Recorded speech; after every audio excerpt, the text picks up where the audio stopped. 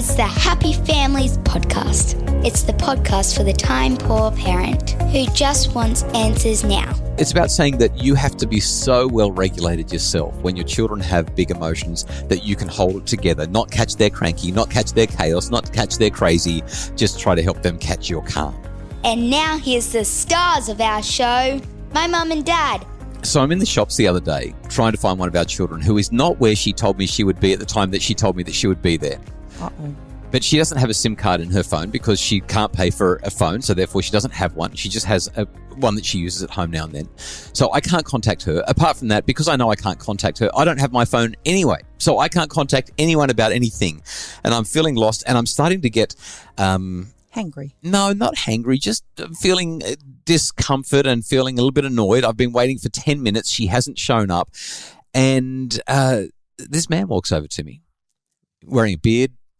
Wearing a beard. Well, that's what you do. You wear a beard. You don't not. He's bearded, wearing glasses.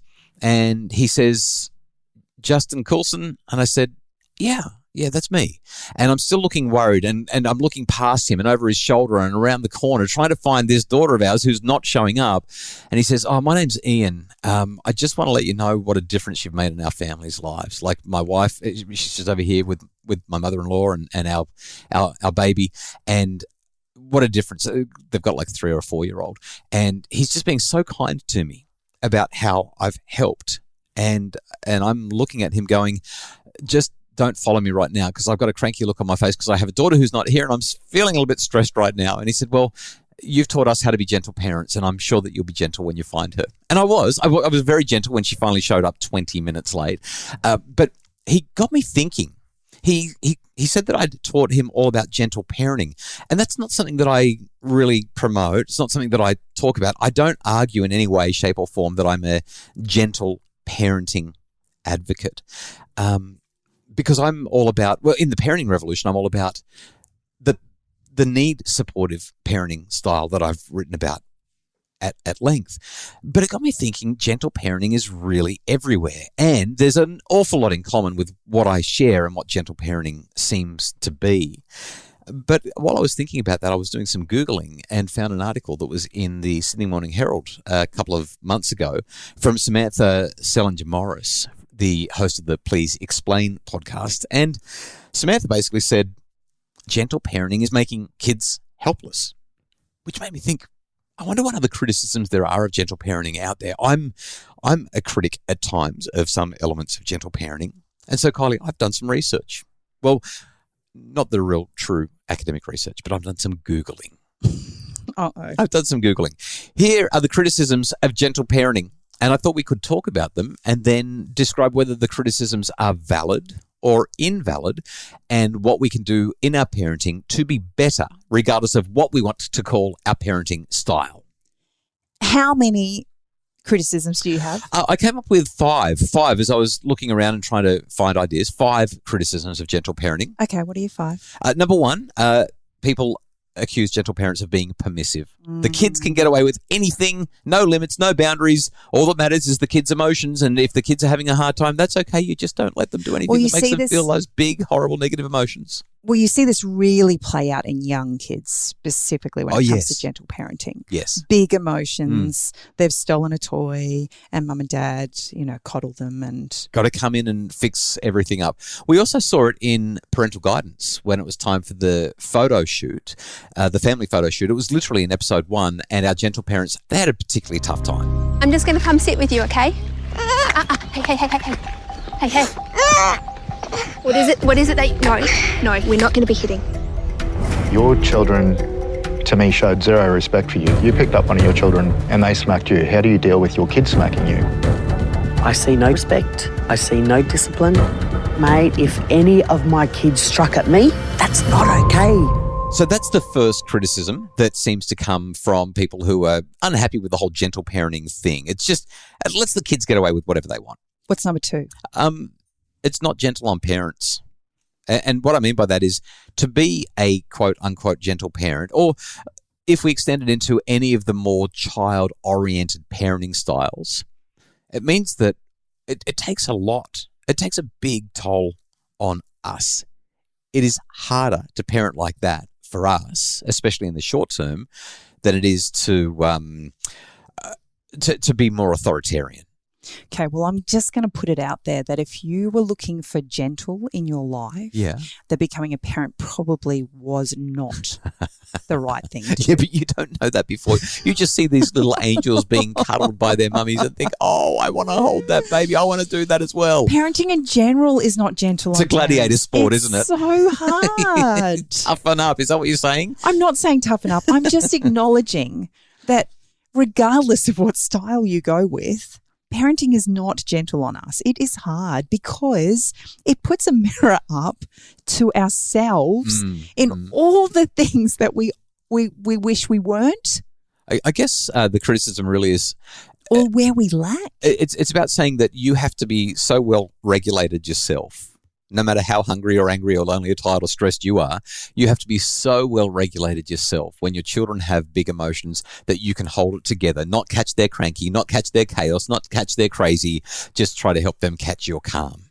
I get that, but I also think it's important for us kids to recognise that we don't keep our calm all the time. Okay, well, I'm going to talk about that in a sec. And how we deal with it, the repair at the other end. Yeah, great stuff. That's important. It is, absolutely. Number 3. Quite often kids don't know what they're feeling, and so therefore the criticism is, why are you spending all this time on feelings with kids who don't know what feelings are and don't know what they're feeling? Number 4. The next criticism that I found as I Googled, and I really actually resonated with this one. I mean, I have some pretty strong arguments against several of the criticisms that we've heard, but this one, empathy for your child, often demonstrates a lack of empathy for the people around you. I'm looking forward to dissecting that one a little bit. Well, what's number 5? So this was the headline of the Sydney Morning Herald article that got me perplexed about this following my conversation with Ian. And it was that if you're a gentle parent, that you're raising your children to be helpless. Now, I read Sam's article and she actually got it wrong. She was really talking more about helicopter parenting than gentle parenting. She conflated the two. But I think it's worth spending just a minute or two on each of these criticisms of gentle parenting.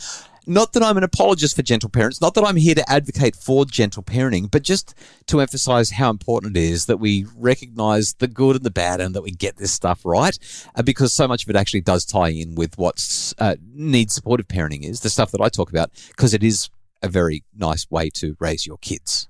Well, if we go back to number 1, we've got permissiveness.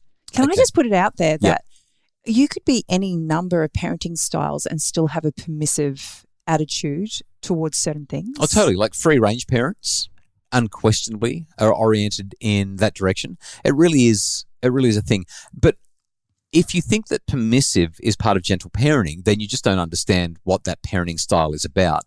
What gentle parents do is they work on the emotional state of their children and help them to get equilibrium and balance, and then they do the problem solving, the limit setting, the boundary discussions, and make sure that the kids get what's expected and what's not. So for people who are saying gentle parents don't have any limits or boundaries, they're permissive, that just comes down to a fundamental misunderstanding of what gentle parenting is. Number 2 was an acknowledgement that gentle parenting isn't gentle on our parents, especially our mums. Yeah, I think that this is actually a reasonable criticism.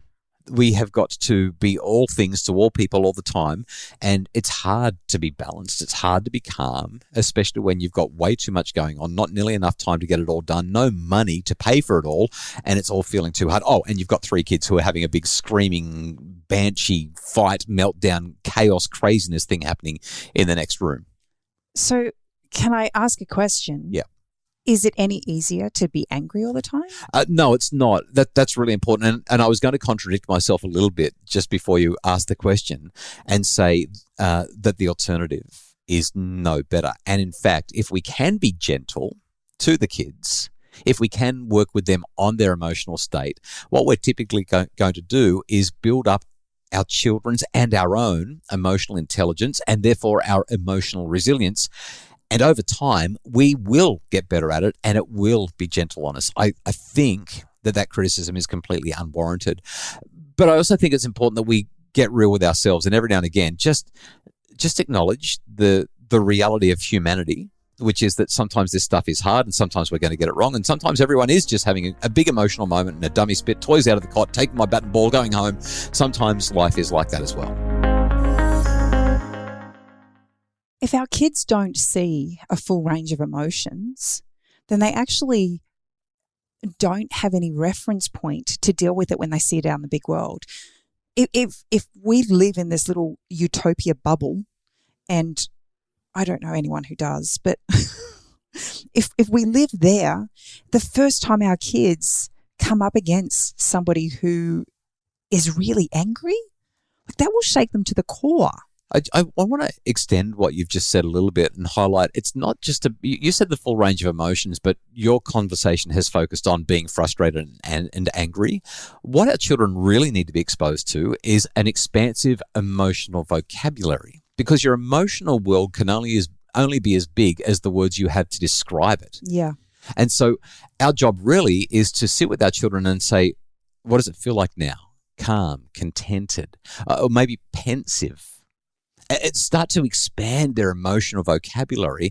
Let them know that they can be aghast, they can be enraged, they can be depressed, they can be sedentary or sedate. Or maybe when they say they're happy, what is happy? Yeah, well, the other day you were happy when the puppy, did a trick at the beach or whatever, and today you're happy because of this. Like, how does today feel different to the other day? Yeah, it's kind of like I love ice cream and I love mum. Well, what's the difference between loving ice cream and loving mum? Yeah, and so maybe the other day what you were actually feeling and giving them options there, and today might not even be happy. Maybe today is, and giving them added emotions to play with, right, to sit with. Yeah, and I guess and this kind of ties in with our next one as well, and that is that they don't know what they're feeling.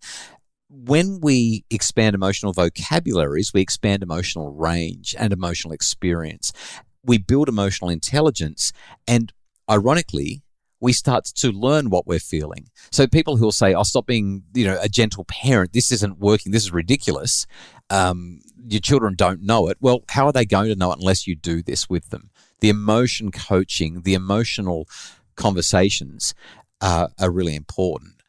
But I love this. This is a metaphor that Lisa D'Amour uses in her book, The Emotional Lives of Teenagers. She actually gives credit to one of her colleagues, but I can't remember the name of her colleague. So Lisa D'Amour gets the credit in this conversation.